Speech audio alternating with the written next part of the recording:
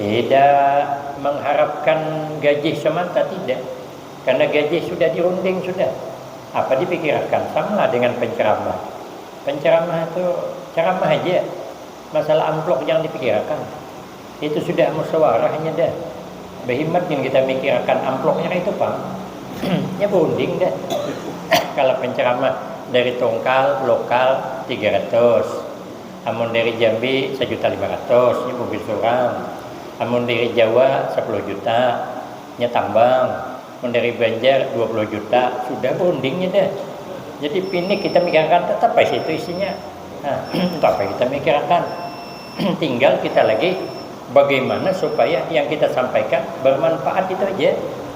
Masalah itu saya pikirkan sudah berunding dahnya. Nah, jadi kalau tulak ceramah kerja kantor kah sampai gajian dikasih, alhamdulillah. Sama lah kami penceramah juga. Baca ceramah diberi orang terima, ada dijulengi orang takuni. Kalau tersangkut, kadang-kadang ada juga. Kadang hampir kesempatan tersangkut di mana kah itu. Nah, guru ini yang ada menakuni juga yang ikhlas. Padahal penantinya sudah ada ngasih. Nah, awak ceramahnya kanyangnya pemaling itu. Nah, jadi takuni dasar kedeba amplop kah atau memang gimana nyangkutnya gitu. Kadang musim-musim sangkut begitu.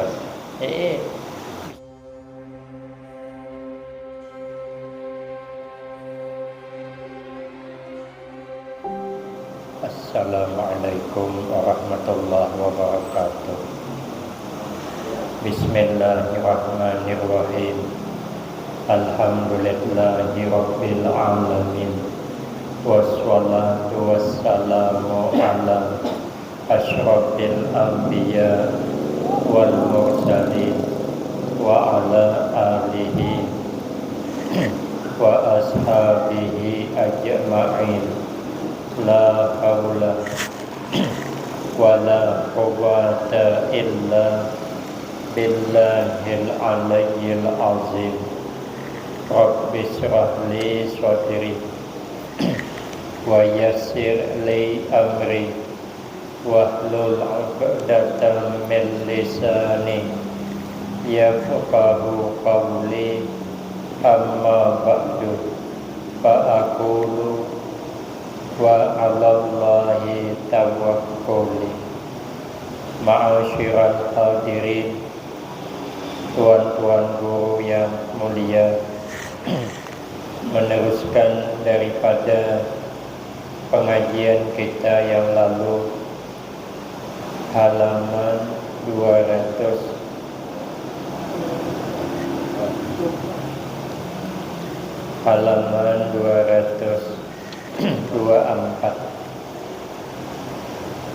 baris ketiga dari bawah. Kata Imam Al-Ghazali rahimahullahu ta'ala, haqiqatul riya talabul manzilati fi qulubin nas bil ibadati wa a'malil khairi. Artinya bermula hakikat riya itu yaitu menuntut martabat kepujian di dalam hati manusia. Jadi hakikatnya orang mempunyai sifat riya adalah menuntut pujian. Menuntut itu kalau tidak dapat kada nyaman. Kita menuntut sesuatu kada dapat, kalah, kada nyaman. Karena kita mengajukan tuntutan. Apa tuntutan kita? Minta dihargai orang. Sekalinya orang kada menghargai, lalu dia merasa kada nyaman, kada puas, maka orang itu kena penyakit riya. bila kada dihargai orang, inya merasa kada puas karena dia merasa inya tuh punya kelebihan. Cuman orang tidak mengakui kelebihannya, kada mengakui, inya kada puas, maka riya. Jadi kalau kita dijadikan Allah orang hebat, lalu orang tidak mengakui kita hebat, malah dia pak orang, ada can lah katanya, dada kosong. Nah, kita kada nyaman, kada menerima, maka riya. Jadi kita hendak disanjung orang kah, hendak ada kah, ada masalah lah, kada usah dipikirkan. Nah, jadi kalau inya menuntut dipuji di dalam hatinya, maka riya.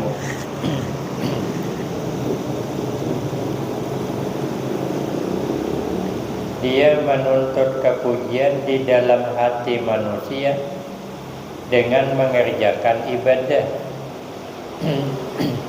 dan berbuat segala amal kebaikan, yakni berbuat yang demikian itu supaya dipuji oleh orang, atau supaya dibesarkan oleh orang, atau supaya dikasihi oleh orang, atau supaya dikata orang akan dia soleh. Bah, hebat katanya orang ini, memang soleh orangnya, luar biasa. Kalau beramal kita angkat tangan lah, orang dermawan, payahlah. Kalau dia ini ada berdua, jadilah ada di kampung kita kayak dia nih, aman kita. Senang dia disanjung, senang, maka kena penyakit riya. Atau memang tujuannya dia beramal tadi karena itu, biar diakui orang. Kalau kita ini hebat, maka kena riya, maka amal hilang. Karena mensekutukan amal dengan yang lain, tidak semata-mata karena Allah. Nah, dia amal yang berpahala ini beramal semata-mata karena Allah, walau sedikit, walau kada banyak, tapi dia karena Allah. Itu rahmat Allah turun. Sembahyang 2 rakaat qabliyah subuh, rakaatanil fajri khairun minad dunya wa ma fiha. 2 rakaat sembahyang sunat fajar, sunat qabliyah subuh, itu lebih baik pahalanya daripada dunia dan seisinya. Itu dapat kalau ikhlas, tidak minta dinilai selain Allah. Nah, itu yang bisa dapat, cukup syarat rukunnya, maka dapat pahala. Gawi kada banyak, paling 10 menit, tapi pahalanya melimpah. Itulah rahmat Allah.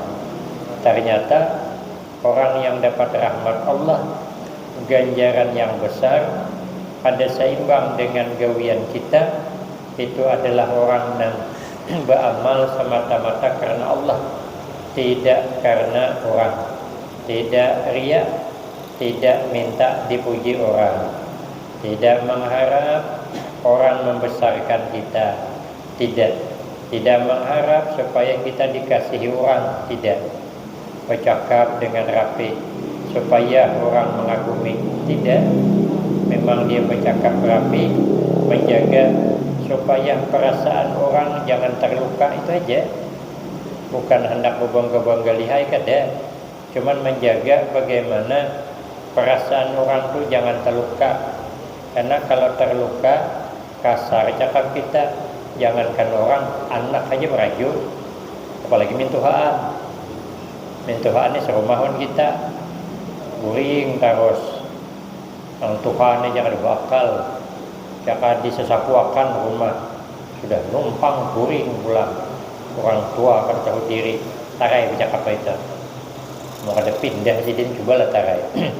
Itu mintuhaan dah. Apalagi bercakap dengan orang kasar, maarit orang. Nah, taruhlah mintuhaan kan orang tua. Kita bercakap dengan anak saja. Kalau kita kasar bercakap dengan anak, anak bisa meraju juga. Bisa meraju. Apalagi anak minanto. Ya, bercakap kasar. Kebetulan anak kita ini kita pilihkan kemarin orang yang mapan. Sekalinya ini milih seorang, lakinya pengangguran, jadi gawian melingkar di rumah, sarik mintuhan. Itu katanya kalau ada masih orang kawitan. Coba menurut cara kawitan, mapan lakimu, ini dapat laki melingkar di luar sawah, tarai juga. Anak kita ditalaknya. Kenapa? Karena menyakitinya, apalagi orang. Jadi kita bercakap ditata dengan baik. Tujuan apa? Supaya jangan nyakiti orang, bukan minta dipuji. Wah, hebat sempian ini bercakap. Kada takutan kita. Kalau cakap kita ini tersalah, memang jujur yang kita sampaikan loh. Cuman cara bercakap mungkin tersalah. Nah, makanya ditata dengan rapi, tapi tujuan bukan minta dipuji. Menjaga supaya jangan bercakap tersalah, tapi tidak minta dipuji. Itu nilainya emas. Karena menjaga diri, jangan bercakap kira-kira yang menyakiti hati orang. Itu nilai emas. Tapi kalau bercakap menyuruh orang berbuat baik, nilai perak. Karena kalau kita menyuruh orang berbuat baik, belum tentu dia berbuat baik, maka nilai perak. Tapi kalau kita menjaga cakap, jangan menyakiti hatinya, otomatis hatinya kada terluka. Tapi kalau menasihati belum tentu dipakainya. Tapi kalau kita melukai hatinya, jelas terluka ada. Makanya berusaha menjaga cakap, bukan minta dipuji kata. Dan barang sebagainya. Maka sekalian yang demikian itu haram. Lagi berdosa ganal. Kalau beramal minta dipuji, minta disanjung, pamer. Kalau ada orang memuji, bah takurihing sampai ke tumit takurihing. Bila orang menyaci, demam seminggu. Itu karena riya. Bila dipuji, peganal lubang hidung. Bila kada dipuji, merangut. Bila kada dihargai usahanya. Tapi mun kita tidak punya kelebihan, orang kada memuji, kada merangut, kita sakada punya apa? Ini yang punya kelebihan, punya kehebatan, sakanya orang kada memuji, merangut dia. Bila orang memuji, singgah lubang hidung sebelah atau riya. Karena riya, maka sia-sialah perjuangan untuk berbuat kebaikan. Syahdan, ketahui olehmu bahwasanya seseorang yang mengerjakan ibadah itu ada kalanya semata-mata riya, ada tak? Yakni semata-mata ia mengqasad dengan ibadahnya itu karena ingin dipuji orang. Ya memang itu pang tujuannya. Kebetulan kan yang punya acara ini bosnya. Lalu dia berkhidmatlah membantu ketika ada acara. Tapi ngambil muka, menjilat, maka disebutlah penjilat.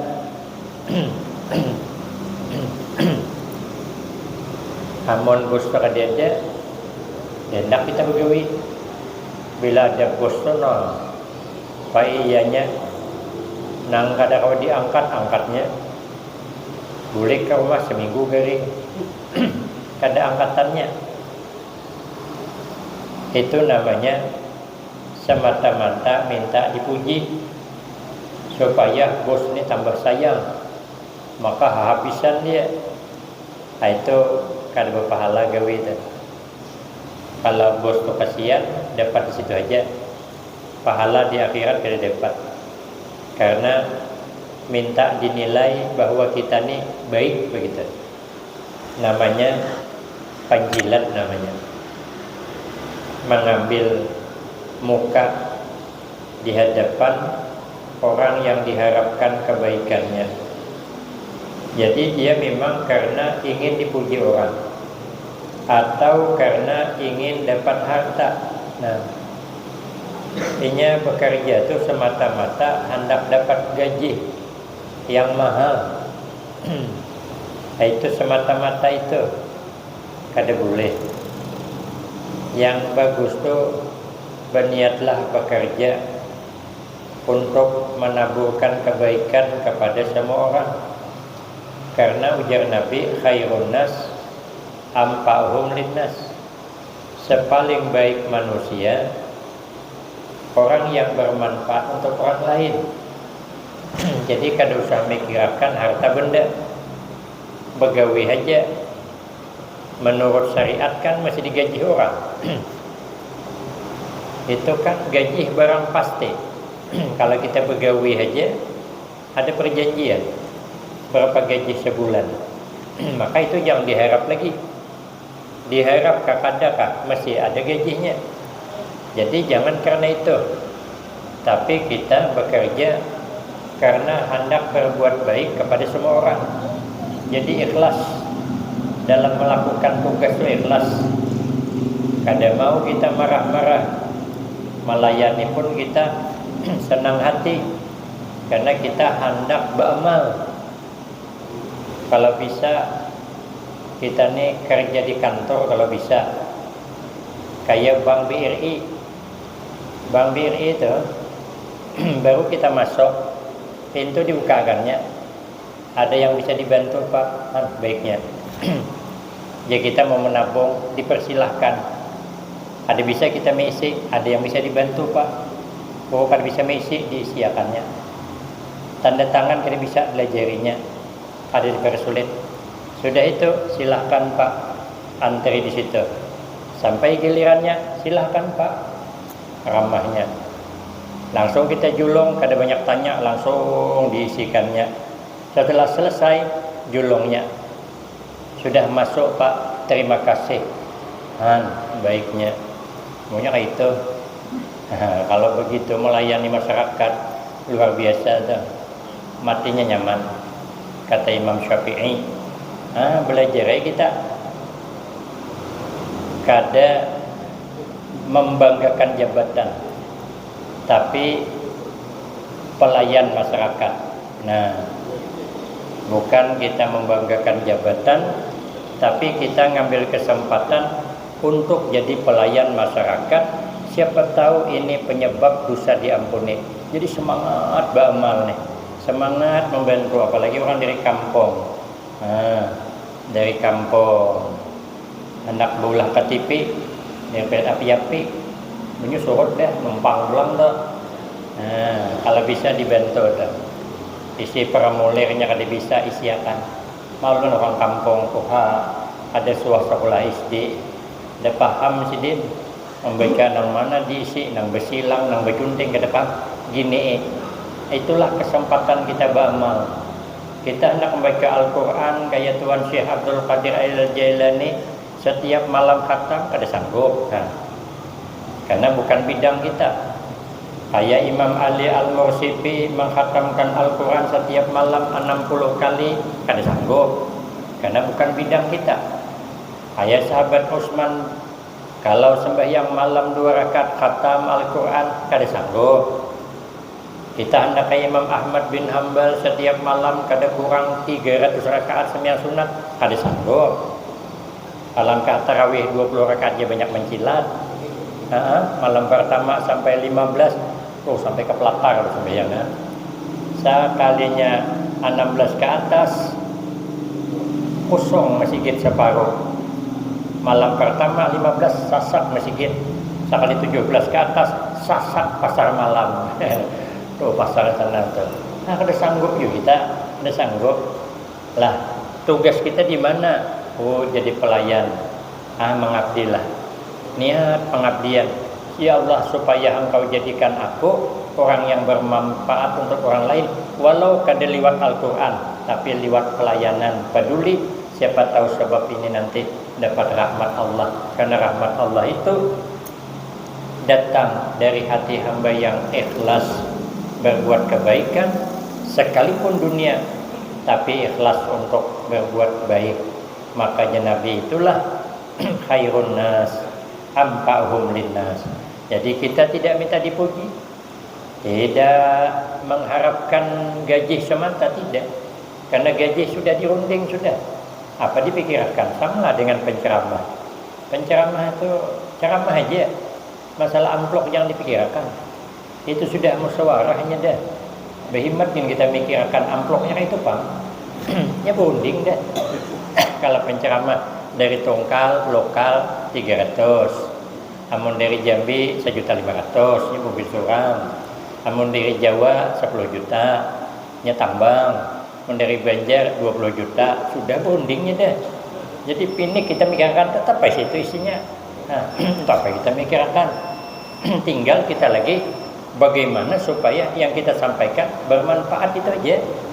Masalah itu saya pikirkan, sudah berunding dahnya. Nah, sama tadi kita bekerja di kantor dan sebagainya, gaji itu sudah dipikirkan.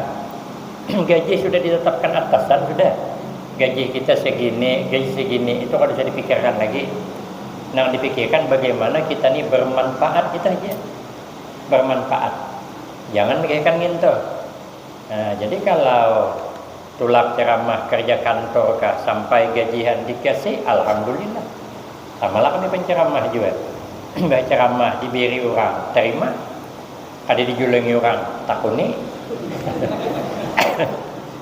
Kalau tersangkut, kadang-kadang ada juga, kadang hampir kesempatan tersangkut di mana lah itu. Nah, guru ini yang ada menakuni juga yang ikhlas. Padahal penantian sudah ada ngasih.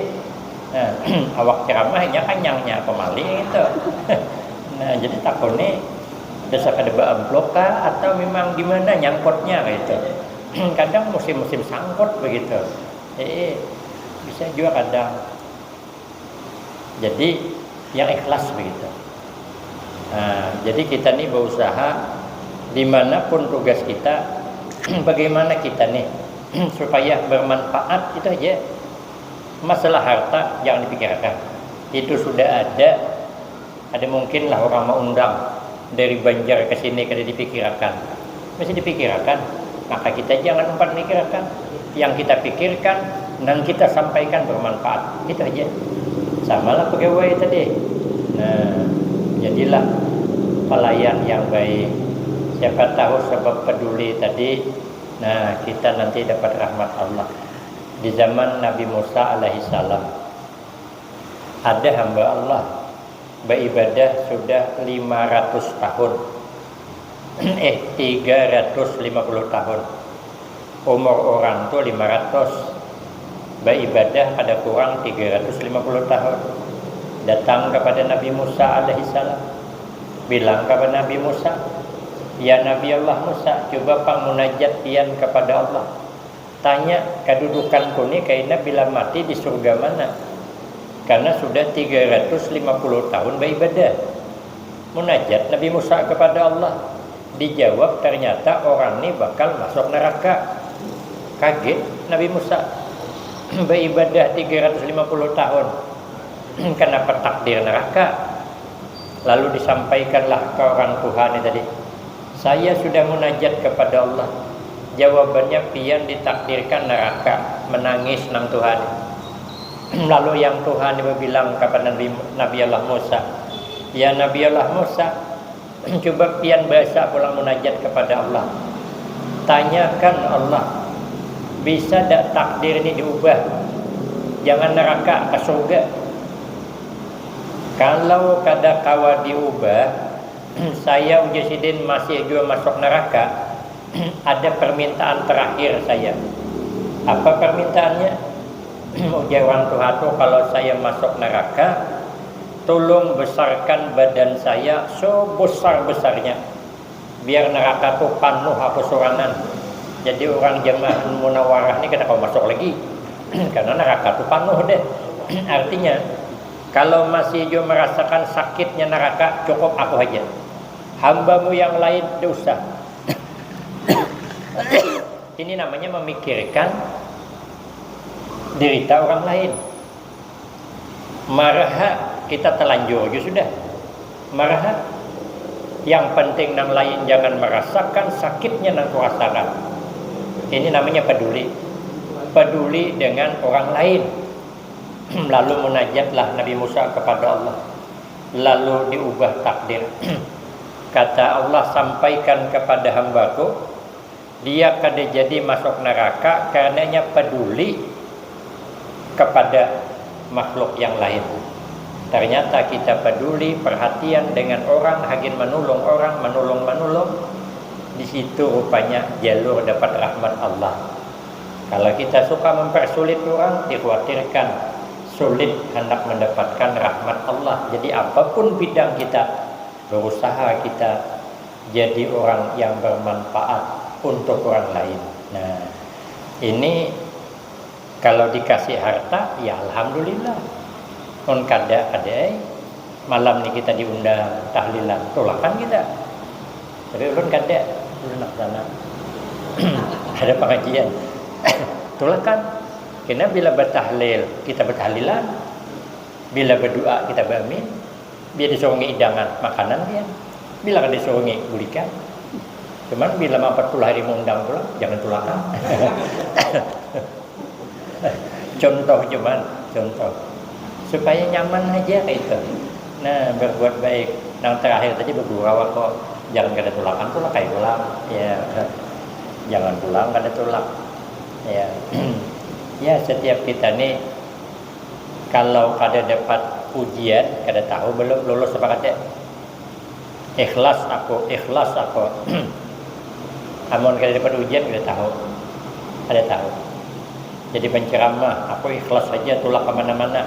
Amun kada dapat ujian kada tahu belum. Ya. Jadi penceramah ini bukan kada dapat ujian, banyak ujian. Sekarang kalau mau undang pula, maulah tulak pula. Bila kada mau tulak, dipertanyakan ikhlasnya. Jadi dimanapun kita bertugas, ujian tetap ada kawan ada.